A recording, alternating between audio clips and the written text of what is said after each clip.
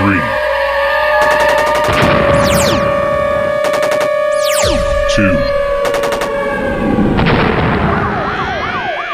1.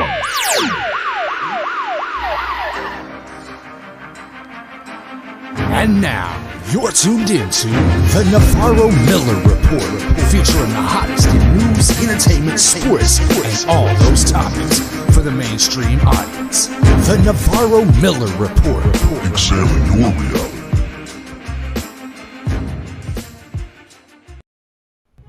What's up, everyone? Welcome to the Navarro Miller Report. I'm your host, Dave Navarro. I'm Jeremy Miller. And today we have special guest co-host, actress, singer, Mercy. Mercy, thank you so much for joining us here on the Navarro Miller Report. Thank you so much for having me, man. Awesome. Glad to have you here. Now, before we get the show started, Jeremy, you expressed to me that you had some things that you needed to get off your chest here real quick, so the floor is all yours, my friend. Thank you. No, I just wanted to make a small apology to our listeners. Our last episode, I was a little more vociferous with my language than I would like to be, given I was, I have very little intolerance for injustice, and I allowed my anger and my rage to get the better of me. So I was not as well-spoken as I'd like to be, and I apologize for the ridiculous amount of F-bombs. That was probably a record even for me. So, my friends, our fans, our listeners, please forgive me. I will do better, I promise. You're always going to get real and raw emotion and reactions from me. You're never going to get BS, but I will try to do better with the language. That was uncalled for, and on reflection, I apologize. Well, thank you so much, Jeremy, for that. I mean, we all get a little bit passionate about certain topics. Certain topics are very, very serious to many people. I'm sure that our listeners, our viewers can agree that, we all go a little crazy sometimes, but it's all good, right? I mean, Mercy, we go crazy. You go crazy too, right?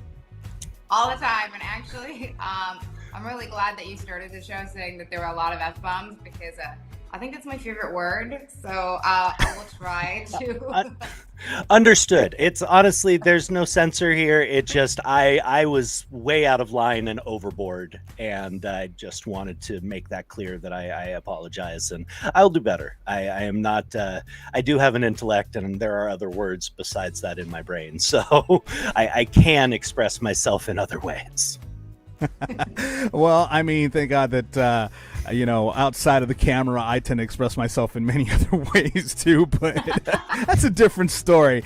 As far as that's concerned, we actually, Jeremy and I, we actually had a really good weekend this weekend.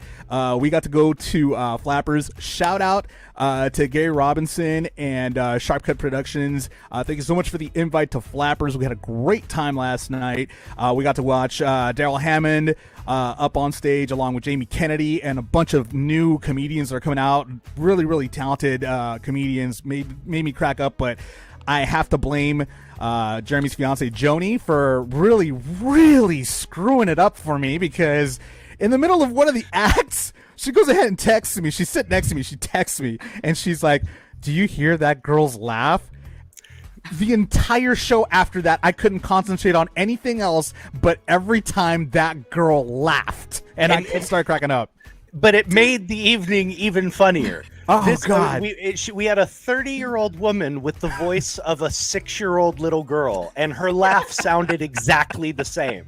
So, immediately when we're listening to these comedians, our first reaction was, a child should not be laughing at these jokes. What are they doing here?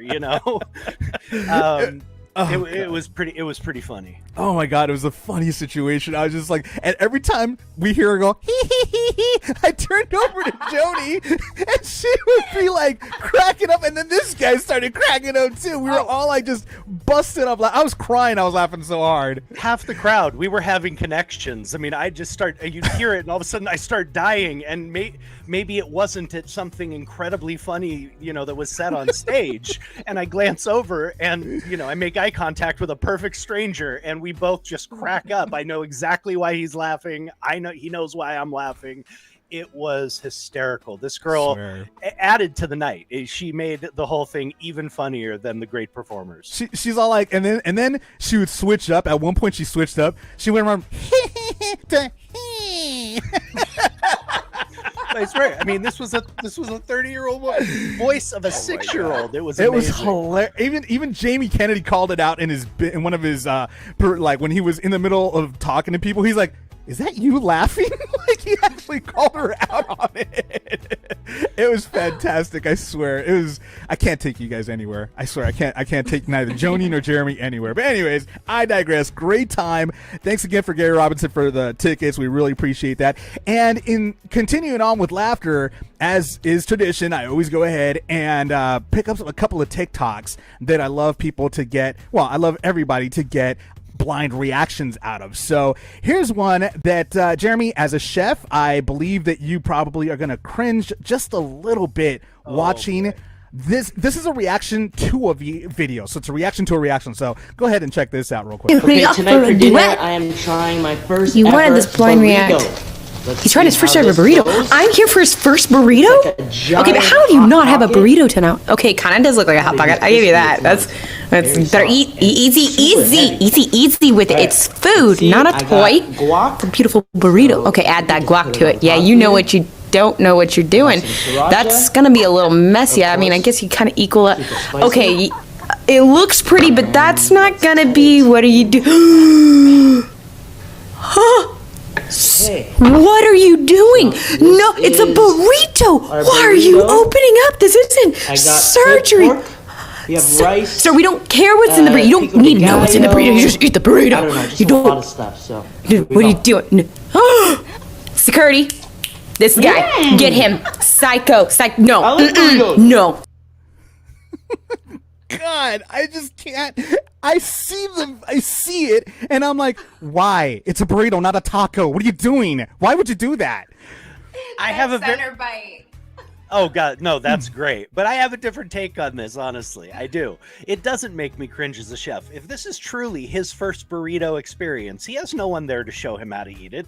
He has no one there to say, you do this or you do that. And again, many people do, especially with a wet burrito, don't pick it up with their hands, cut it up with a knife and fork and eat it that way. So I don't really cringe at that too much. He is an Asian guy who seems to come from, a different country that, I mean, I can tell you right now, being to China and having traveled Asia, you can't get decent Mexican food. I mean, it doesn't exist, which is weird because in Shanghai, I had some of the greatest ethnic foods I've had that were not Chinese. I had one of the best Italian meals I've ever eaten in Shanghai. I've had great Croatian food in Shanghai. But you can't find Mexican food, or at least good Mexican food, in Shanghai. So I can understand maybe where he's coming from with the confusion. No, I'm sorry. There's YouTube channels that show you how to pee, for God's sake, all right? There's got to be a YouTube channel that could go ahead and show you how to eat a burrito the right way. Give me a freaking break. No excuse. I'm sorry. You don't prepare for that, though. This is his first time. What's he's supposed to prepare? That takes away the in the center. Like, even if it's your first time, like, I think that was true. That's the one that definitely confused the heck out of me. Oh my God! In the middle. So I mean, even the cutting it, I expected him still to start at one end, at least like a hot dog. It was like a hamburger to him. I mean, you don't get a burrito like a hamburger. Give me a freaking break here. Anyways, sriracha was really good too. Yeah, I mean that is acceptable. I mean, but you put it inside, not on the top of it. Sorry. I'm like, Anyways, we move on to the next TikTok video.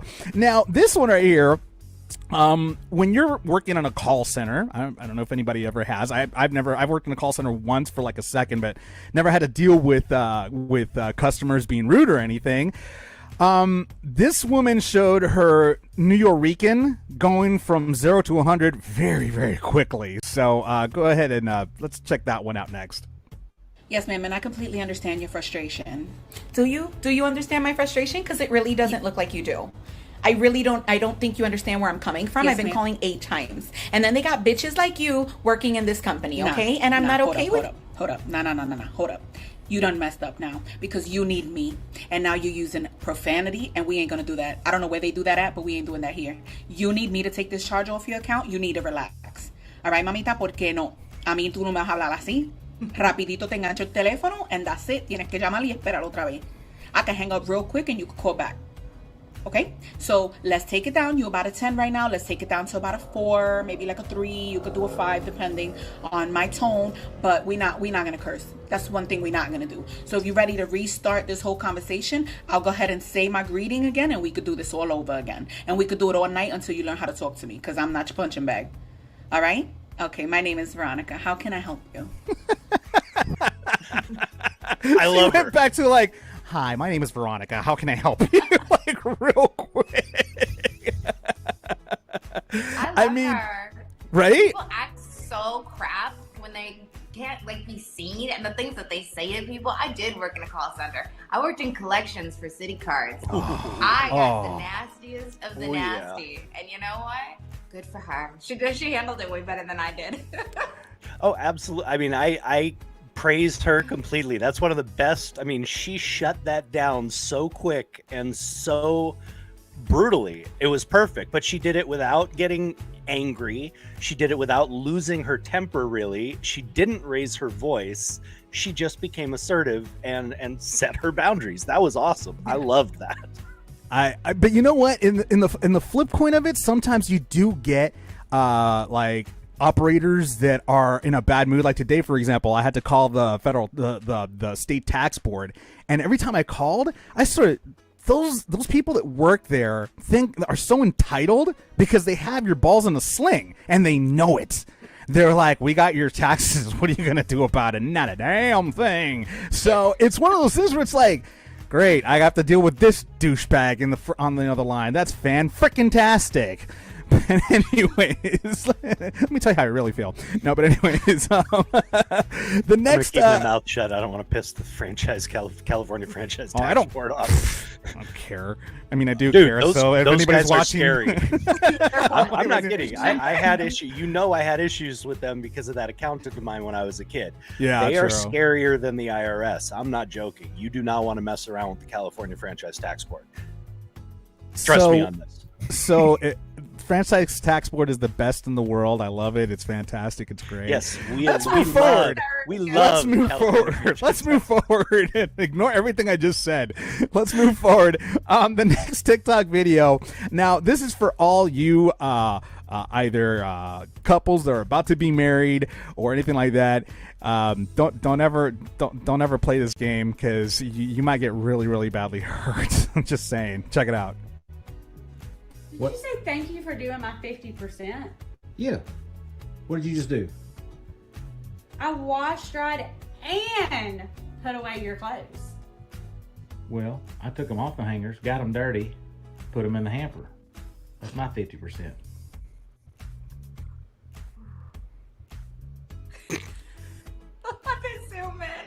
And they never saw him again. Rest in peace. Justifiable homicide. Oh, that was just... There's no... You're not getting out of that one, buddy. Yeah, no, you're so screwed on that one. It's like, yeah, we're never gonna see you ever again. But yeah, that was for any of you. Don't ever do that. Really, don't ever do that. That's just a bad thing to do. She will kill you. She will kill you. Mercy, I mean, am I wrong? He did it after like a day where she was already cleaning up after his nasty ass, dishes everywhere. And then he did that TikTok. So then it was just over. What would you do though, Mercy, in a case like that? I would have had the same exact fucking expression, that like dead face, like with the zoom in. I would have had it just like that. I think profanity would have just spilled out of my mouth. Well, we also got on the stream. We got Joni, Jeremy's fiance's on the stream, and she's saying, "Oh no, he didn't." I'd never be seen again. I mean, yeah, I'd be looking for a new co-host. You'd be looking for body parts, not even bodies. True, very, very true. I'd have to agree with that. Yeah, no, Joni's a very, very scary person. I don't mess with her ever in life. I tried yesterday, and she almost killed me. No, well, did it? Not so much, even though she was I'm not even gonna say. I'm not gonna say. No, I'm not. No, I'm not gonna say that word. No. That's a bad word. It's a bad word. It's hi, Joni. Love you. Grave here. Right?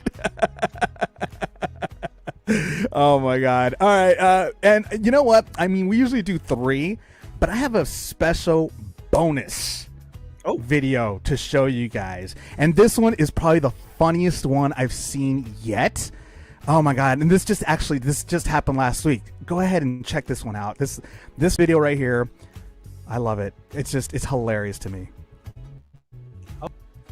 Oh, I know. It's SC you know. Jackson Dart running all over a pathetic UCLA team. Oh, it's the bell coming back to UCLA and you losing the bet.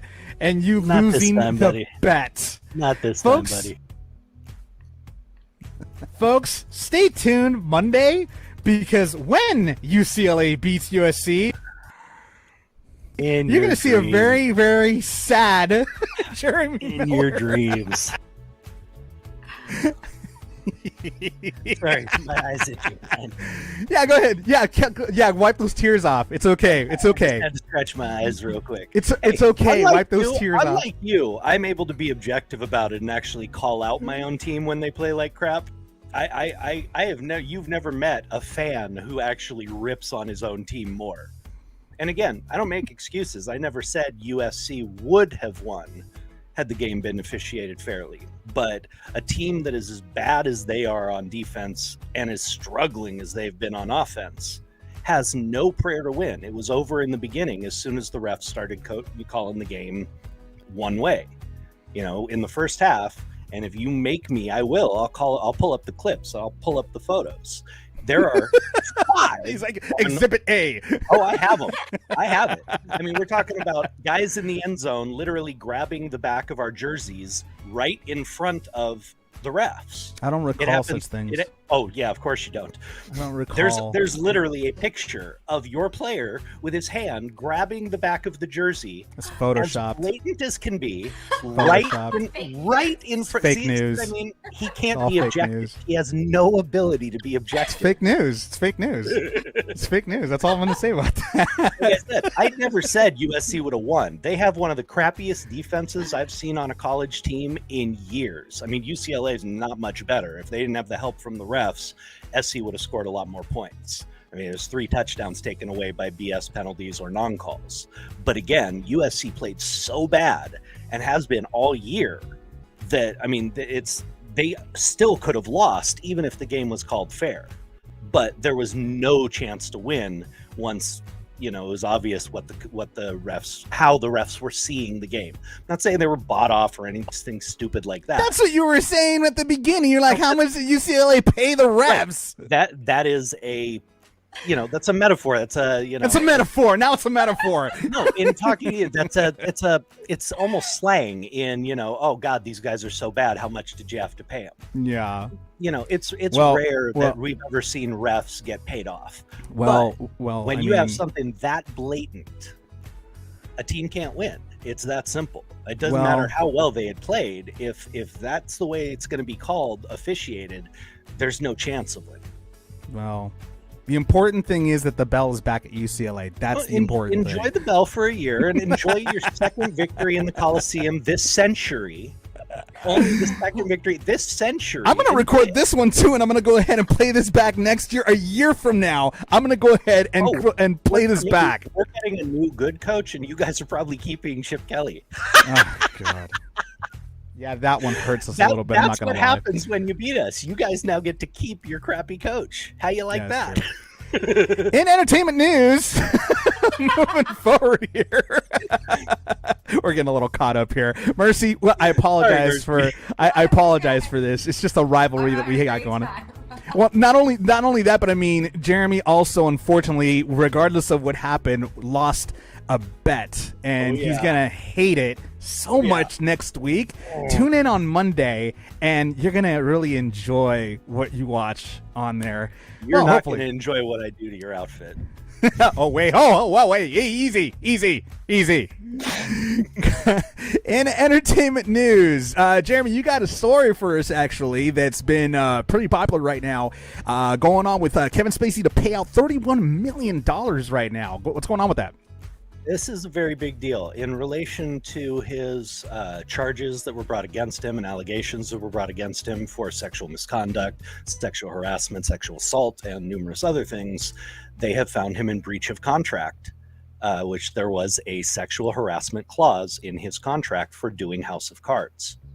Mm-hmm. So they lost out on an entire last season with him, lost out on 5 or 6 episodes because they had to cut down the season to do it without him, and they lost out on millions and millions of dollars. Jeez. So the production company sued him in court. They won. He's tried to appeal multiple times. He has been shot down in court every single time.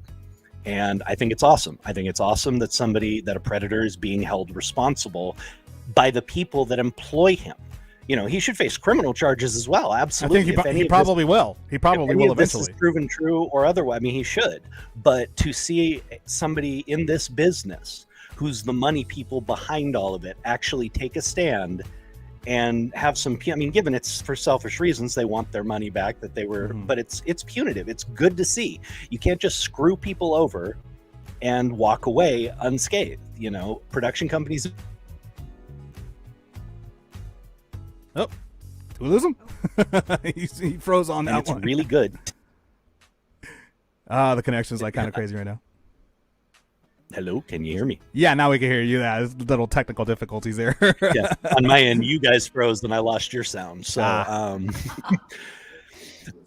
anyway, it's nice to see. It hopefully will be some form of deterrent. I hope those clauses are in every single contract from now on. I mean, speaking of somebody who had a 14-year-old friend of mine, one of my very best friends at that age, who was rather buxomous at that age. She had developed very early, and in an audition had, I don't know if it was producers, I believe it was, could have been the casting people, pressure her into stripping down to her bra and panties for the scene. Jesus. No parent in the room, nothing. And that kind of crap happened all the time. I don't know how much it still happens. I hope to God it doesn't. Unfortunately, it's still happening. But I think right now, you know, especially when you have these cases where people are having large sums of money taken from them, I think it's going to start scaring people.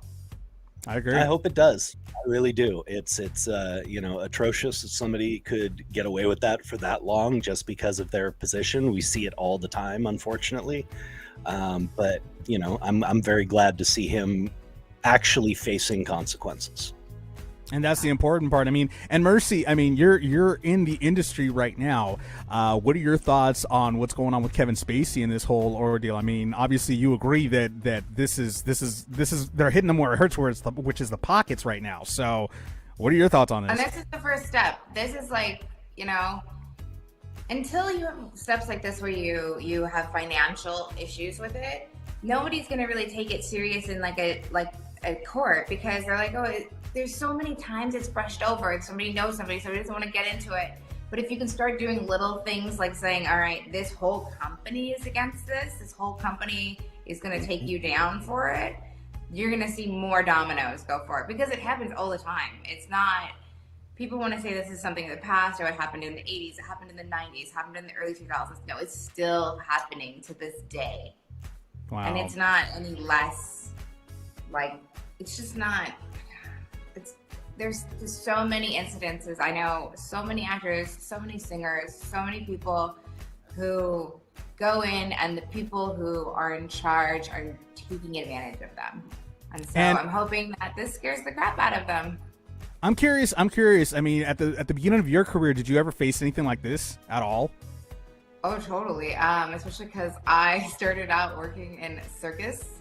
And the circus industry, especially like sideshow circus, is male run, male dominant, and totally takes advantage of its women. Wow. And there were multiple times where if I wasn't the person I was, I would put it down. I'm like, this is what I'm doing, and that's it. This is my act. I saw a lot of girls rotate in and out there because they were giving that extra mile I wasn't willing to give. And it sucks, you know, and I feel bad for them. I was never mad that they were doing it. I was pissed that it was happening to them, that they were in the position where they felt like they had to do that. No, that's just it's tragic. But I mean, at least Kevin Spacey is facing justice for the crimes, for the things that he's committed. At the very least, $31 million. That's a lot of money. We'll see if he faces justice. He's getting consequences. I'm sorry. Yeah, correction. Consequences. And here's the thing: is that he's not working, so $31 million is really gonna hurt him right now. Like, he's really gonna be hurting with this right now. So I don't know, and I mean, I'm at least happy that some consequences have been served so far. We'll go ahead and see if justice is served later on, because I believe that this is still an ongoing thing that's going on with Kevin Spacey. It's been going on for the past few years. A lot of actors, a lot of producers are right now facing these types of allegations from all sides. I mean, you got Danny Masterson as well, that is dealing with that too. I mean, you know, there's still a lot more going on. So we'll go ahead and keep an update on what's going on next with the Kevin Spacey issues. In other entertainment news, Ridley Scott is already to make Blade Runner and Aliens into a TV series. Now, he went on BBC Radio and he went ahead and said, quote, "We have already written the pilot for Blade Runner and the Bible, so we're already presenting Blade Runner as a TV show, probably the first 10 hours. This should be interesting because I'm curious as to, I mean, first of all, let's go ahead and look at Blade Runner. I'm curious to see how exactly they've already did the reboot for Blade Runner with Ryan Gosling, and that one was really good, actually. And now they're going to go ahead and do the TV series. I mean, you know, Mercy, we talked before we started the show here that Blade Runner, you actually loved Blade Runner. So, I mean, what are your thoughts on this becoming a TV show now? I'm super, super jazzed for it. You know, I've loved Blade Runner. I didn't like the new one as much as the first one. I'm going to be honest. Because the first one is just amazing, and it's just exactly, you know, those movies that look good, amazing acting, amazing writing, and it was all the sprinkles. You got them all, and I'm excited. And are you talking about the Blade Runner Black Lotus, the animated series, or are we talking about like? No, it's a live action. They're making it a live action. Okay, so that's so exciting because my girlfriend is actually in the Black Lotus. Jessica, she is one of the lead actresses in The Matrix. And so if you haven't seen Black Lotus, you guys should totally shouting her out. Freaking amazing. And I'm excited for them to go into the live action series of it now. So I'm all on board. Yeah, it should be really good. I mean, they got that one, and they also have Alien. So you know, if I were Ridley Scott, and I mean, because he hasn't really given us too much information on what he's gonna do with Alien yet. He's mainly focused right now on Blade Runner and did the Bible for Blade Runner and everything. I'm curious. I'm wondering if maybe they should do a prequel to everything, like how these aliens came to be and how it all started, et cetera, et cetera. I know that there was a I believe that one of the movies talked about what happened to begin with, but I think that they should dive deeper into that whole situation. I mean, Jeremy, what are your thoughts on this whole, like, going from movies to TVs? Because I mean, it's always a tricky situation going from movies to a television series. They tried with Terminator. They did it with Terminator, and that kind of with the Sarah Connor Chronicles, and that one was like, yeah, whatever, you know. And they've done that with a lot of other. They tried with Blade as well. So, I mean, what are your thoughts of these two big box office hits going into a TV series now? Converting anything into a series can be difficult. I mean, it presents a lot of different challenges, but for someone as creative as Ridley Scott, to take two of his babies, and this is his project. Other people aren't doing it. If you know anything about Ridley Scott, I don't think there's much outside input coming in. These are his babies. So I'm happy about that, you know, and this is something he put together. He helped, you know, do. He's going to delve into the characters deeper where he feels the story needs to be expanded on. I mean, that's what excites me about it. Is all the backstory we may be able to learn about different characters, the depth we can get into in the different relationships, especially with Blade Runner. Alien and Aliens, or redoing that, is very interesting to me because I want to see how they could do it. Blade Runner, I already have an idea in my head of how that could probably go. And I really want to see it. I want to know more. I mean, I feel like you do, Mercy. Blade Runner is almost a perfect film. It really is. It's one of my favorites. I've always absolutely loved it. Like you said, visually spectacular. The performance is amazing. The writing, brilliant. And I've always loved the director's cut more, of course, than the original, as does Ridley Scott, of course.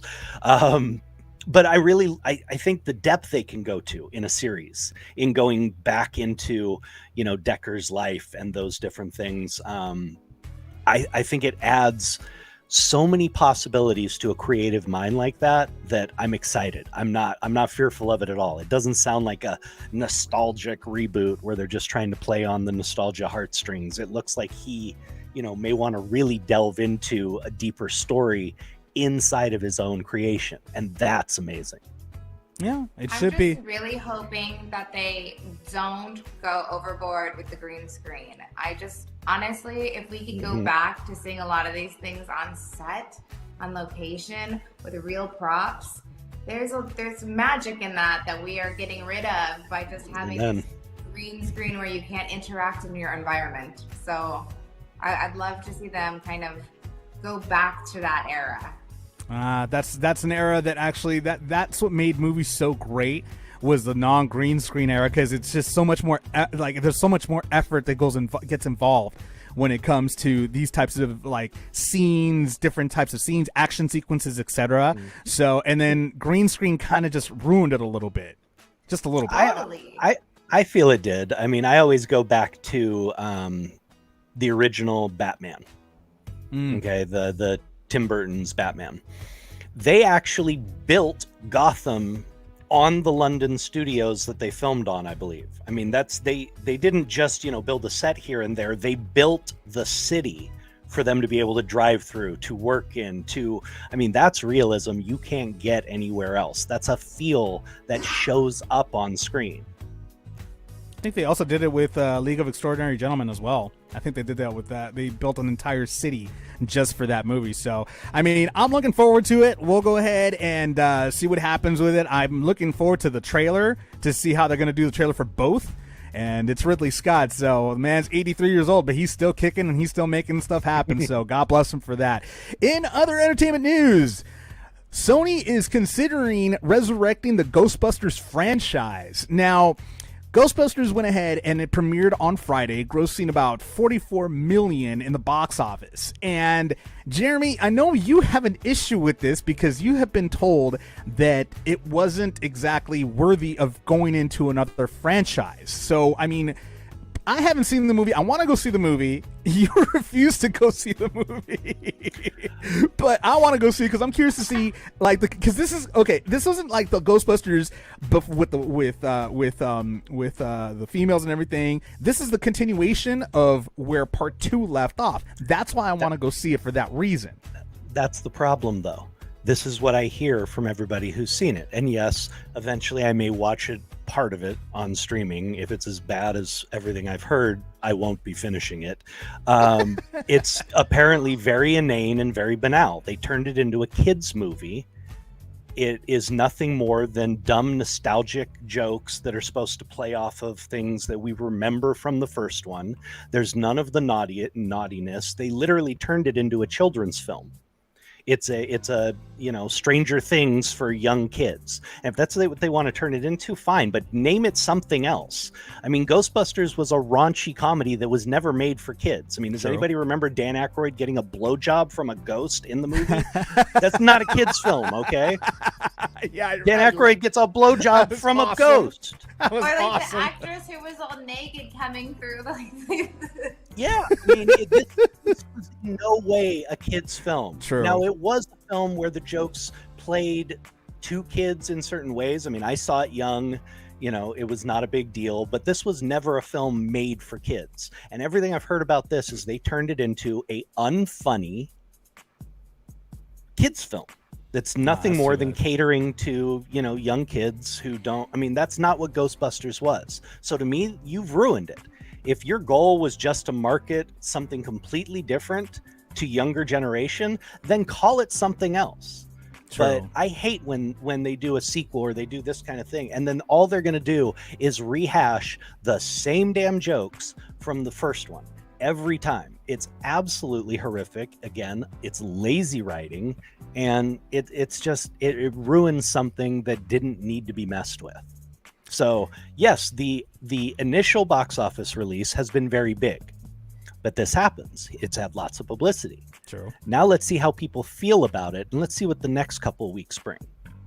Ladies and gentlemen, that's Jeremy holding back. Mercy. Mercy. I mean, have you seen the movie yet? Have you actually seen Ghostbusters yet? No, I haven't. Are you thinking about it? I just finally saw the James Bond movie. I'm really behind. Oh man, yeah. I actually haven't seen. Most of the movies I've been watching have been going to HBO, so I've been watching most of the movies on HBO Max because I'm like, screw it, I got the subscription, so I'm watching them at home. I'm not going anywhere. But the problem is when you do that, it means that we can't make films that are made for the big screen. Like cuts down. So if you get a chance to see a movie in a theater, like, please. Oh, don't get me wrong. Don't get me wrong. I miss the theaters. I do. I miss the theaters. I miss going, I miss just the surround sound of it all and just watching on a huge, huge screen. I miss all that. But, sometimes you don't have time to go to a theater or anything like that, so you just watch it at home, or you don't want to sit in a line and wait, to get to your seat or anything like that. So you just wait and watch it at home. Like, right now they got King Richard's that's coming out. You got The Matrix that's coming out. You got a bunch of these movies that are coming out. Please see it in theater. I have a feeling Mercy's got a vested interest in that. I might. You might get a sneak peek of me in there. Oh, well, then there you go. See, then you got to go see it in theaters. You got to see it in the big screen. But yeah, it's one of those things where I don't know. I gotta go. I still want to go see it for curiosity's sake. I may kick myself and hate myself afterward. Curiosity killed the cat, baby. Hey, you know what? It's my job though. It's to be inquisitive and to be curious. As a journalist, I have to. I'm proud of you for that. I can't bring myself to do it. When I know someone's going to destroy my childhood, I'm sorry. I'm going to leave that memory right where it is. I have no interest in seeing them just absolutely destroy something that was one of the funnest comedies of my childhood. Oh Lord. Anyways, well, moving on to a news story, actually, Jeremy, that you actually brought up involving Target. Basically they're not going to be open for Thanksgiving anymore. What's going on with that? Well, it started because of the pandemic last year. Target closed, as did almost every other big box store on Thanksgiving because of the pandemic. And most of them, if not all, are doing that again this year. Target decided that they will continue not opening on Thanksgiving. They are going back to the tradition of allowing their employees to be at home with their families rather than being open on Thanksgiving. Now, I don't think this is a purely, philanthropic move. I'm sure they saw that their online Black Friday stuff was earning them plenty of money. And there is a little bit of a side to that, is that they're not going to have to pay their employees on that day either. But they learned that they can still do Black Friday and do all the things they did without being open. So they've decided they're never making their employees work on Thanksgiving again. And I love that.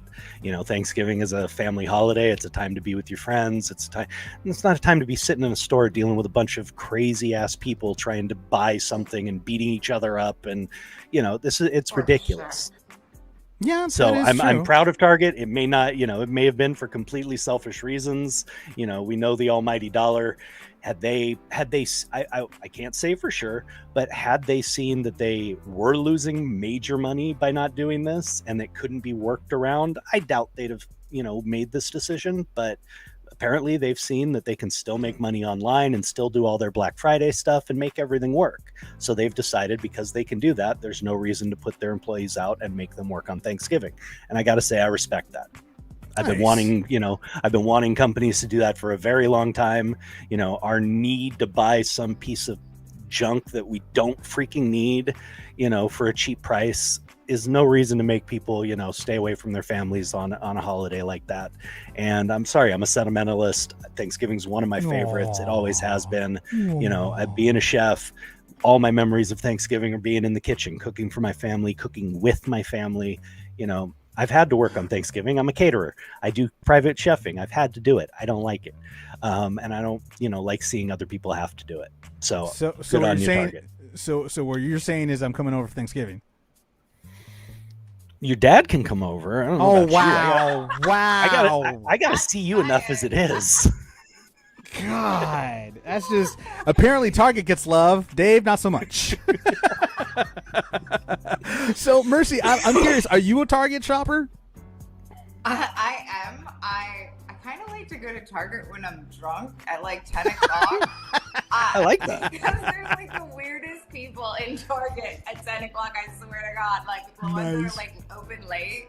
It's like these kids who are partying in like the parking lot and they're cracking beers, and then there's like this old cat lady walking around, and then there's like the couple that are fighting after the bar, It's just like, it's the best people watching experience. So if you just want to crack a White Claw, get your white girl drunk on, and walk through Target. Oh my God, that's awesome! I gotta try doing that. Actually, now you got me thinking. I'm like, I want to go to Target, get a nice little lounge chair, put it in the middle somewhere, and just enjoy and watch everybody go by, and be like, ha, nice. Yeah, it's awesome. I think the last time I went, we saw like adults in like furry onesies, and I was like, Target, 11 o'clock, I'm about it. Dude, right. Which Target were you at? I want to go there. I'm definitely checking out Target at 10 p.m. Sans alcohol, but I will be checking it out. No, I want to go to the Target that she was at, because that one sounds like a lot of fun.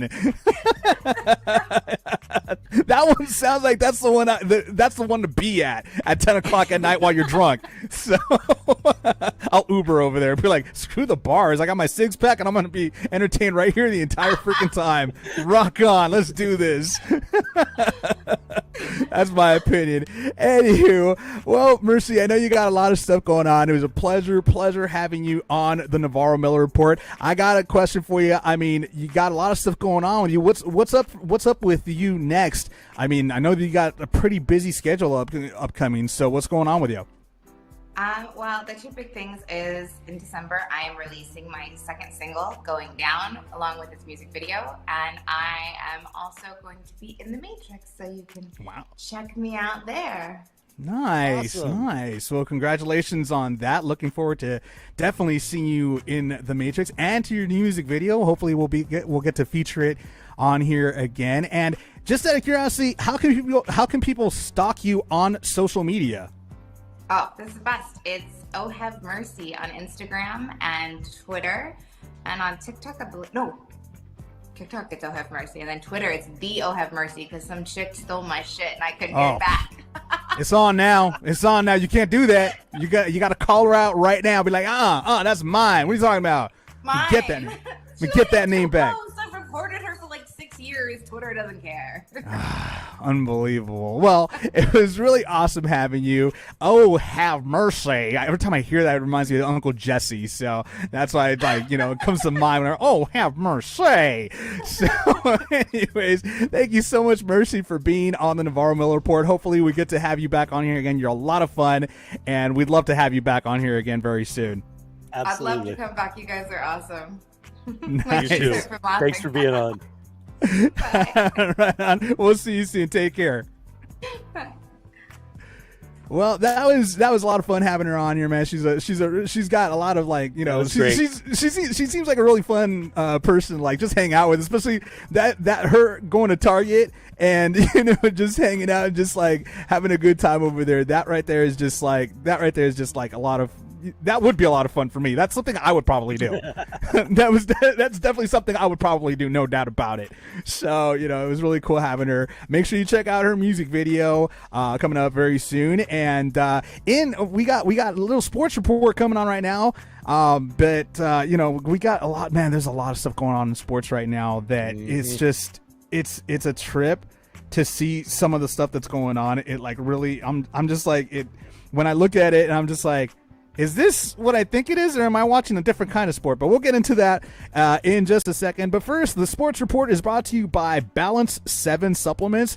Acid is the number one cause of infectious diseases. When your body accumulates acid, it's like adding gasoline to a fire. It increases the risk of disease dramatically. Balance 7 has a pH balance 11 plus the only concentrate alkaline on the market. Go to www.balance7.com and enter code AL for free shipping and savings. So that website again is www.balance7.com. So make sure you guys go ahead and check out that supplement. It's fantastic. And yeah, I mean, alkaline's always good for you. So, you know, that's the number one thing for you.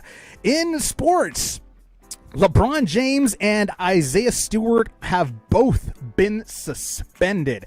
LeBron James has been suspended for 1 game. Isaiah Stewart has been suspended for 2 after an altercation that they had just yesterday during a game where, to be honest, I saw the replay of it, and I don't know, man. It doesn't seem like even LeBron had said that he wanted to reach out to Isaiah and let him know that it was an accident. It wasn't intentional. And a lot of the other players are backing LeBron, saying LeBron's not a dirty player. He's not usually that dirty. So this is his first suspension that I know of for this season, I believe. And it's just crazy, man. It was been all over the news. There was a huge fight about it. I mean, Isaiah tried to go after LeBron multiple times on the court. He had to be held back by like team members, officials, the works. It was nuts. Like I was like, am I watching the NBA or MMA? Like, what's going on? I mean, Isaiah's like eyebrow was gushing, like was bleeding all over the place. It was really crazy to see. So, I mean, Jeremy, you know, do you think it's fair that they suspended LeBron even though it didn't look like it was actually intentional? I mean, it was. You said that it was flagrant, and because it was flagrant, they're still going to suspend him. It was deemed a flagrant 2. A flagrant 2 foul always comes with an ejection and a 1-game suspension. That's part of the foul. That's just a given. So it doesn't matter what his actions were or how it went down. Because it was a flagrant 2, he is suspended for 1 game. That's just the rules. It was nobody's judgment call. So whether I think it's fair or not is not the case. That's the rules. He got a flagrant 2. He's suspended for 1 game. The Isaiah Stewart thing, on the other hand, I'm sorry, that's a ridiculous punishment for somebody who lost his mind like that. I mean, he lost his ever-loving mind. He went bananas. Okay? It's only sheer luck that he didn't injure any of his own teammates, any of the staff. He was throwing punches when LeBron wasn't even near him. He's got guys holding him back, and he's reaching over them, just wailing at anybody he can get within arm's distance of. Okay, that's a problem. Carmelo Anthony. I think he was even trying to go after Carmelo for a second there. Yeah, that's not a guy you want to go after. Yeah, no, definitely not. Definitely not. Carmelo will fight back, and he will fight back hard. Not a guy you want to go after. No. But one of my biggest problems with this whole situation, beyond Stewart's behavior, is his coach's response. Now, yes, a coach should stand up for their players, but a coach also needs to hold their players accountable. And his coach actually had the balls to come out and say, oh, he was punished enough because we lost the game and he couldn't play. He doesn't need to be punished. Whatever. Excuse me, that's one of the most asinine statements I have ever heard. How about holding someone to accountability? Okay, literally, this man lost his mind. If there had not been people there, he could have done serious damage to someone. I mean, LeBron's a big guy, and if somebody gets his hands on him, I doubt he's not fighting back. True. But this guy had lost his mind and is a big guy himself, 6'10", 240, 250, something like that. Is not a small gentleman either, okay? He lost his mind. He went insane. He almost attacked his own staff and players in the hallway. The man had lost his mind. That is not acceptable. That is not acceptable in any way, shape, or form. And if his coach had any balls, he'd call him out on it. He didn't. The thing he is, decided to play the escape, play the victim card. Oh no, he already had to suffer because he lost a game. Who gives a shit? Let's talk about the Kermit Washington incident, okay? Kermit Washington turned and hit Rudy Tomjanovich in a game. all he heard was footsteps running at him during a kind of scuffle, and he got freaked out. He turned and crushed Rudy Not the mayor, not the mayor, or former mayor, not the idiot, Rudy Tomjanovich. You know, he had his career ended. It literally shattered his eye socket and affected his vision and brain damage and all sorts of things. It's never okay for guys to go off on each other. I mean, he was swinging full force punches. This is a 6'10", 240, 250 pound man swinging full force punches at anybody in the neighborhood. Not just that though, Jeremy. I mean, they pulled him back, and he was like, it was like a scene from Austin Powers with Dr. Evil was on the Jerry Springer show. And he like pushed him away. He's like, yeah, get this idiot out of here. And he's like, idiot, I'll show you, idiot. And he goes after him back again after they got him away. They pushed Isaiah away and got him away. And then he went around all the officials just to get back to LeBron again. He ran through a bunch of people just to get there. I mean, that's like insane. I said, 3 or 4 times. And while doing it, was throwing punches and swinging, you know, I mean, you're surrounded. I mean, yes, there were other Lakers nearby, but he was swinging at anybody that was in reach. That's literally losing your mind. He went insane. True. He snapped for a bit. And you're telling me 2 games is a significant punishment? And then you wonder why high school kids are beating each other on the court and shit like we talked about last week with the NBA player's daughter, you know, giving a girl a concussion by decking her. This is an example. I wonder why. I wonder why they think that's okay. When you sit here and try and justify your player's behavior like that, he could have killed somebody with his behavior. If he'd have landed one of those full punches on somebody without them seeing it coming or other, he could have killed somebody. But, you know, sure, 2 games is fine. You know, sorry. And yes, this one's going to be an F-bomb, but go fuck yourselves. That is ridiculous. I love you. Yes. Say it. That's ridiculous. It's beyond ridiculous. It really is.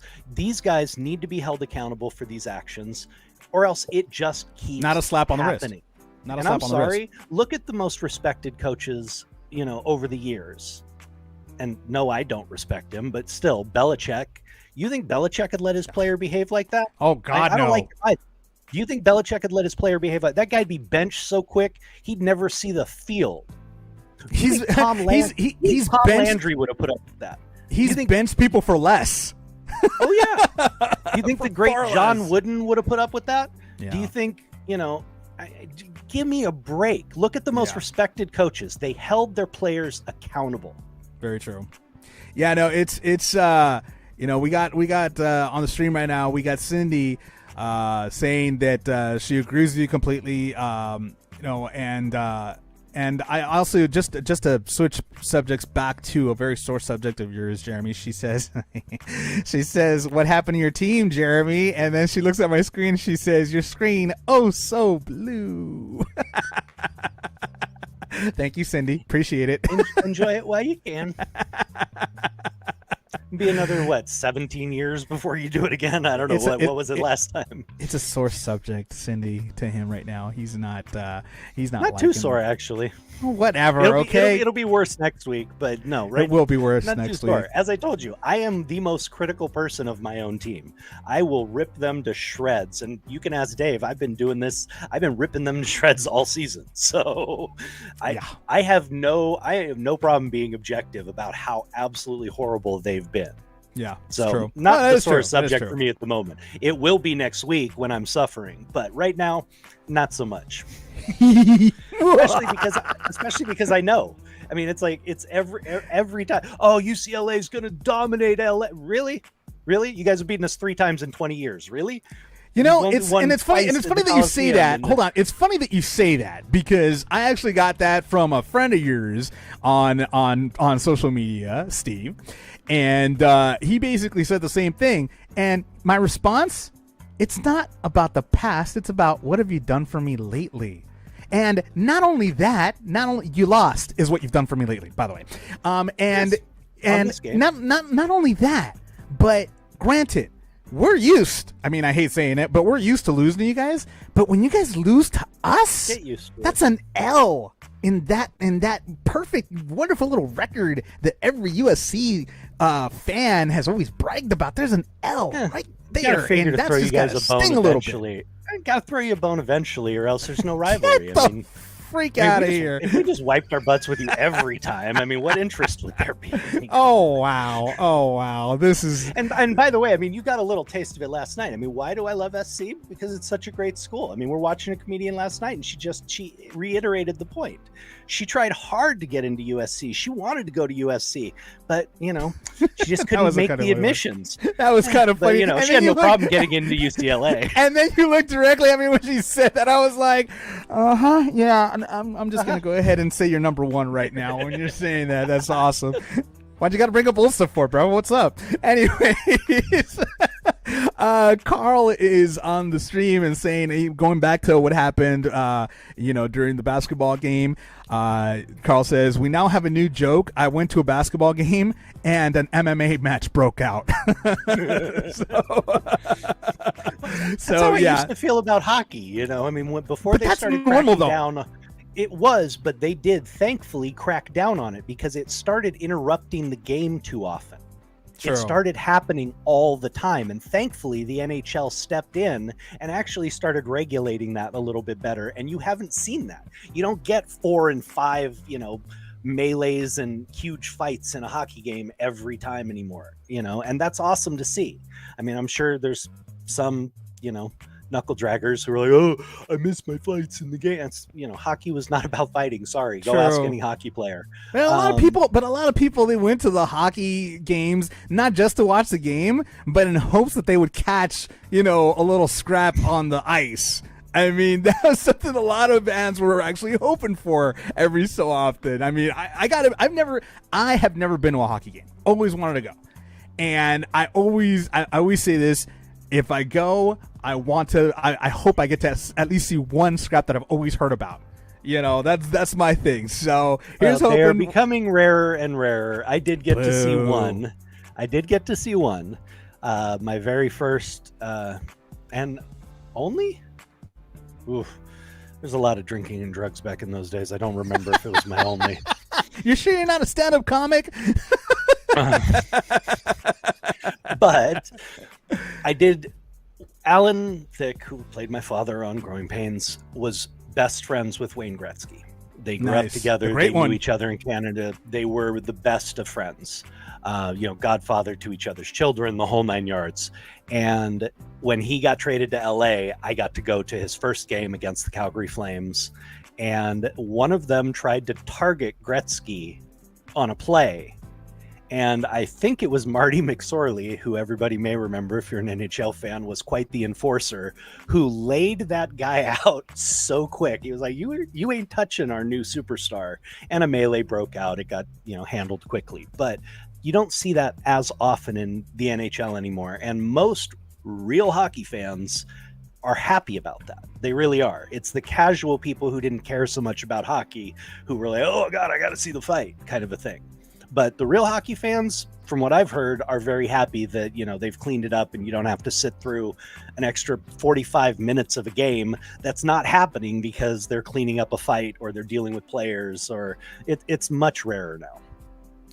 I mean, I'm happy for it, but at the same time, I don't know. It's almost like they take away from it, I mean, that's again, I go back to saying that's what most people, they see hockey and then you're like, okay, there's gonna be fights at a hockey game, non-fans. Well, okay? I'm a non-fan. I mean, I like watching it.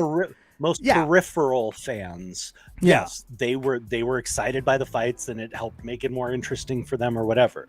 But the people who really love, the NHL and really love hockey, I had friends who were hockey players. I had friends who grew up playing hockey in California, and you believe me, you got to search that out. They really loved it. The fighting was always an annoyance. I mean, maybe fun, at a time, but when you're seeing 4 and 5 fights pop off every game, that takes away from the game. I suppose, and that's yeah. and that's what they've cleaned up, and it's awesome. I mean, to see. if it were the same thing like in any other sports, like in the NBA, NFL, or MLS, or MLB, it would take away from the game if too many fights broke out all the time. I mean, look at what happened with the game yesterday. The fights broke out, and that took away from the game, from everything, from what was going on. And it's just again an unfortunate incident that happened yesterday. It absolutely was. It's and just, again, like you said, I mean, LeBron literally turned around right away and said to him, "Dude, I'm sorry, wasn't didn't mean it." He actually wanted. He was trying to find his number. He was actually trying to get his number to call him and tell him it was, I will say, people, I mean, you just look in the past. People get their nose broke playing basketball all the time from elbows. It happens all the time. That's why players often wear the face mask. They'll wear the Phantom of the Opera mask over their nose, over their eyes, because elbows do fly in the paint. You're trying to box guys out. Elbows are something you use. Guys get hit with elbows all the time. This was unfortunate. But we all know from watching MMA, you hit someone with an elbow in the thin skin in this area, you're going to split them right open. Pop, yeah. It'll pop it right pops. out. It pops. You're going to split like an orange that you hit with a hammer. And just so the gush of blood will just start pouring out. Gushes, yeah. I mean, it's going to happen. It happens in basketball all the time. These guys have to be able to not snap like that. They have to be able to control themselves better. Keep their composure. Am I saying he shouldn't have been pissed or gone after him a little in that moment, that 1 second of a heated moment? That I could understand. But him absolutely snapping like that on something that happens regularly in basketball, dude, get your shit together, seriously. Well, moving on to other sports news. There's been something going on right now with the NFL officials becoming too strict on penalties. Now, they were just talking about this on SB Nation, how the officials are taking, I guess, what's it called? When taunting is what they're calling it. Like they're really cracking down on players that are taunting. They showed a video of one of the players, I believe it was in the Kansas City game. He got the ball, went in for the touchdown, and as he's going in, he points at the opposing team and taunts them like that. He got a flag. The touchdown didn't count. Is that fair? Is that even fair for them to go ahead and just for pointing? I mean, I could see maybe going to the end zone, maybe getting in their face and just talking and blah blah blah. But the guy was just pointing as he's going into the end zone for the touchdown, and that cost him that. I mean, is that going too far? I mean, I don't think. I think that's going a little too far. It absolutely is going too far. I mean, is it a? I mean, I'm having a weird thing with my. Are you hearing me? Okay. Yeah. Okay. It is taking it too far, and there's a reason that over the last 5-10 years since the NFL has seriously tried to crack down on this, they've been going overboard completely. I mean, fans have begun calling it the no fun league. Yeah, no kidding. Not the National Football League. That's what fans are starting to call it. Is the no fun league. They're not allowed to have any fun anymore. Now, there is taunting that is too excessive. That is a problem. But you can't suck all of the fun out of the game, the messing with people. There is a line that is acceptable and there's a line that's not. And they need to find where that is in their own meetings and stick to that. Right now it's very vague, and they've basically said anything you perceive as taunting, throw the flag. That's ridiculous. It's dumb. Players are supposed to be emotional playing. They're supposed to get excited when they score. What do you want them to do? Run into the end zone and just be like, thanks, walk away? Run into the end zone and just go over and like shake his hand and like, hey, thanks for letting me allow to score on you. I appreciate that very much. Please, none of us want to see that. Let the guys have some fun. But yes, there needs to be limits. It's just unfortunately over the last 10 years or so, the NFL has really gone overboard. It's an overcorrection is what it is. So hopefully they figure it out. But, we don't want this to become the no fun league. We want to enjoy it. We want to have that great rivalry. I mean, look at oh God, who was it? Was it Randy Moss who would jump into the Lambo?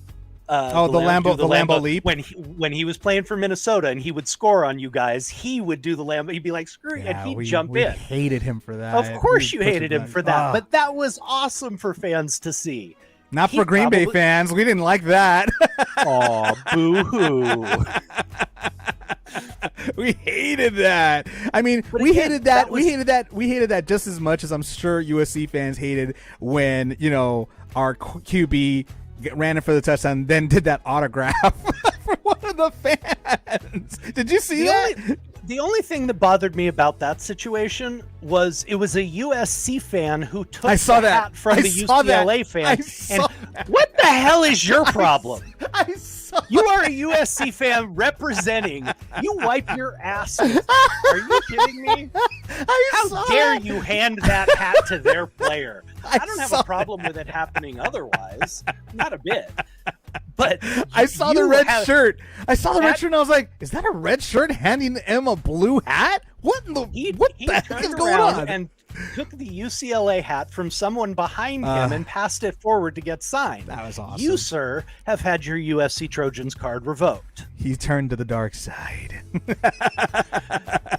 You are fraternizing with the enemy. That is not acceptable. Stop. He was just being a friendly neighborhood person, just trying to, give somebody a hand. I mean, it is the season for giving thanks. We're giving a lot of thanks. UCLA beat USC. That's part of our thanks right there. So we're good with that. And I'm sure the fan, and whatever. And I'm sure the fan, nothing else to be thankful and I'm sure, and Cindy, UCLA fan. Cindy on the stream is saying, "Aw, poor Jeremy." I was like, "Yes, Cindy, I agree. Poor Jeremy." Okay. You know what, Jeremy? Do I look upset? You're a great actor. You're a great actor, and I commend you for hiding those tears so well. You are definitely a great actor. You got it, buddy. God. Anywho, changing subjects a little bit here. This is a story that was actually on CNN and a few news outlets a couple of weeks ago, actually, because this is Thanksgiving week. And it is the time to give thanks. I mean, me personally, I don't give thanks that Jeremy's here with me, but that's beside the point. Thanks, we're almost done, and I don't have to deal with you. I'm thankful we have a break on Friday, and I don't have to talk to you. I can feel the love. Anyways, and in the spirit of Thanksgiving, this actually was really a really cool story, and I was saving it for this week actually, where two people, by the name of Jamal Hinton and Wanda Dench, they got connected actually because Wanda, back in 2016, she sent a text message, and she sent it inviting Jamal Hinton to her Thanksgiving dinner, but it turns out she sent it to the wrong person. Now, Hinton went ahead and responded, and they went back and forth for a little bit, and then he said, "I think you got the wrong person." And she's like, "Oh my God, I'm so sorry." He's like, "No, that's okay, but can I still come for Thanksgiving?" And she's like, "Yeah, sure, come on down." She feels she's a grandma. She says she's a grandma. She feeds all children. As a grandma, she wants to feed everybody. So they kept the tradition alive to this day, 6 years later, and they still see each other for Thanksgiving every single year. That right there is a beautiful thing. That right there is called humans loving humans. And it's a beautiful thing to see. It's a beautiful thing to hear. I mean, you never know. Send a text if that person or a friend or anybody that needs a place to be at for Thanksgiving, invite them over. Because, chances are they're going to need it and they're going to love you for it. So make sure you do that. Jeremy, would you agree? I've told you before, that was instilled in me at a very young age. My grandmother would cook for 3 days for Thanksgiving, for Easter, and for New Year's. And on each of those holidays, every one of their friends and family who didn't have somewhere to be would come to our house. Not only that, but every single person in our neighborhood who had nowhere to be, including the homeless, were invited to come to my grandmother's house for Thanksgiving, Easter, and New Year's Day dinner. She cooked for all of them. That was instilled in me in a very, very young age. We had the local homeless coming through our house, getting their plates, talking with us, getting them a drink, hanging out. I mean, it was a way of giving and loving others that I respected more than anything about her. And even when she started her restaurant, she continued that tradition. She would set up a Thanksgiving buffet in her restaurant for anyone in their small town who didn't have anywhere to go or couldn't afford a meal. And anybody could come in and eat for free at that buffet on Thanksgiving Day. God bless her soul. You know, that was instilled in me in a very young age. It's one of the reasons I love Thanksgiving so much. And I love seeing people do that, include people. I've always tried to do that. Anybody, all my friends know, except for you. If you have nowhere else to be, you know, our house is always open. You know, and that's just how it's been. That's how I was raised, and that's how it's always going to be, you know. And I love that this grandmother did that she's, you know, basically adopted another grandson and given him a family to be with on the holidays. That's amazing. And that's something that, like I said, many people need. I mean, at the end of the day, Thanksgiving is about giving thanks. It's not about the dinner. It's not about anything like that. It's about giving thanks that you have the company that you're in. I mean, not so much myself because I'm here with you right now, but that's beside the point. I got you, my friend. But definitely being thankful for having loved ones around you at all times. And like I said, if you have the opportunity to do something right, you don't necessarily have to go to a kitchen or anything like that to feed a bunch of people. One person, that's all it is. It's one act of kindness. That's all it takes. And you know what? That's the news. In case you haven't heard it, thank you so much for joining us on this edition of the Navarro Miller Report. And Jeremy, displeasure as always. Oh, absolutely miserable talking to you. Loved talking to Mercy and getting to talk with all of our fans. Thank you guys for tuning in, and thank you for commenting. And we'll see you next week. Totally. Have a wonderful Thanksgiving. Definitely. And as always, please subscribe to our YouTube channel. Hit that notification button if you haven't already to make sure that you know when we're coming. And also, we have a GoFundMe page. Click on the GoFundMe so that way we could go ahead and get better equipment to give you the best quality of this show that this show can offer. And, go ahead and, again, special thanks to Mercy for being on the Navarro Miller Report. We loved having you. Hopefully we get to have you on here once again very soon. And we leave you now with her hit song, Bog, right here on the Navarro Miller Report. We'll see you on Monday because Friday, we're off. We're not here. We're not here on Friday. So, we'll see you Monday. Take care, everybody. Have a happy Thanksgiving, everyone.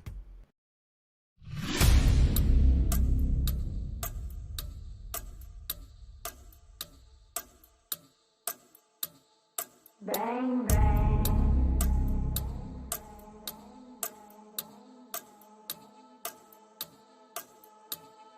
Bang, bang.